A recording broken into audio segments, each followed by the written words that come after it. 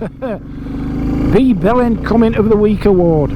Did you see that video where I were out and about, and at the end, coming out of Hawes, I followed a car off up the Ingleton Road, and that car suddenly slammed its brakes on, went to reverse and started reversing straight towards me, and I had to dive out of the way to the offside.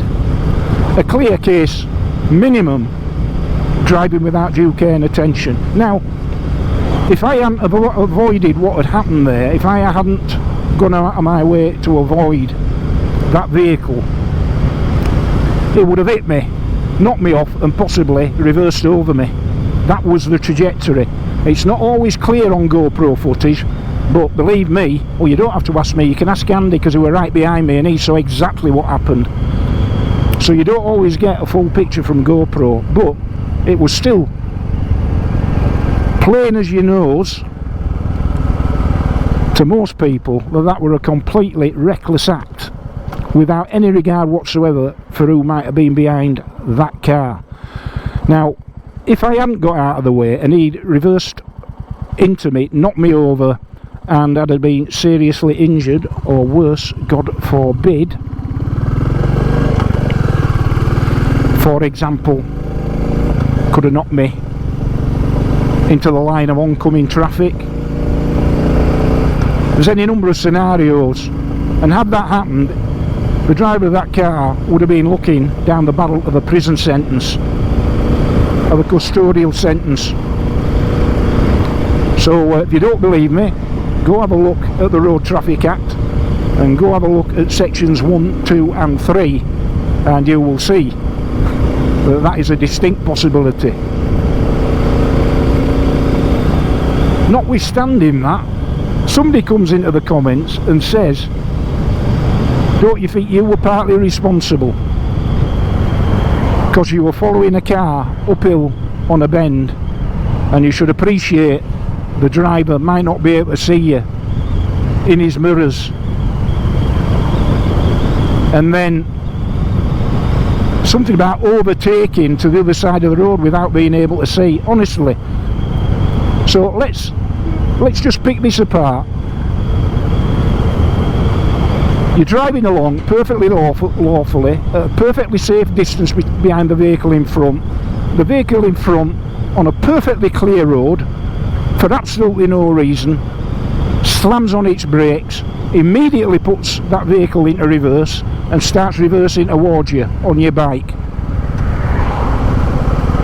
As a result of which, you are forced to swerve to the opposite side of the road. And just as well, there was nothing coming down the opposite side of the road, otherwise I wouldn't have been able to swerve there, would I? And he would have hit me, absolutely no question of that. So yeah, so in a scenario like that then, yeah, so yeah, you're following a car at a safe distance, it anchors on for absolutely no reason, slams it into reverse, and it almost looked like a ramming manoeuvre, like you might have seen on some of the fly on the wall cop shows. That's happened to me in real life as well, as as a pursuing traffic cop, but anyway, that's for another day.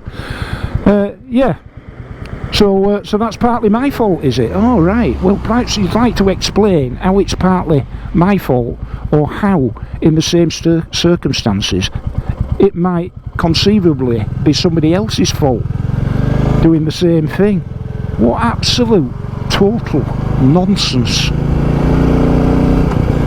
What absolute total nonsense.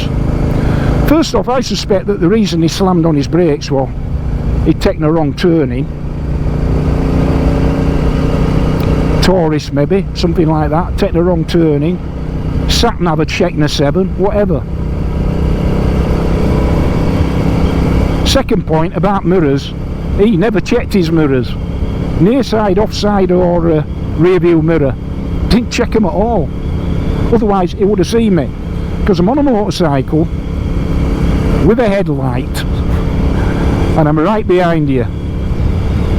So bollocks, there's no way had he checked his mirrors, that he wouldn't have seen me. Utter and complete nonsense. I lived and breathed this stuff for 30 years, dealing with accidents, recreating accident scenes, pouring through evidence, all of that, you know. I do know what I'm talking about. And if I'd have been a cop dealing with a situation like that, that fella would have been going to court, without a doubt.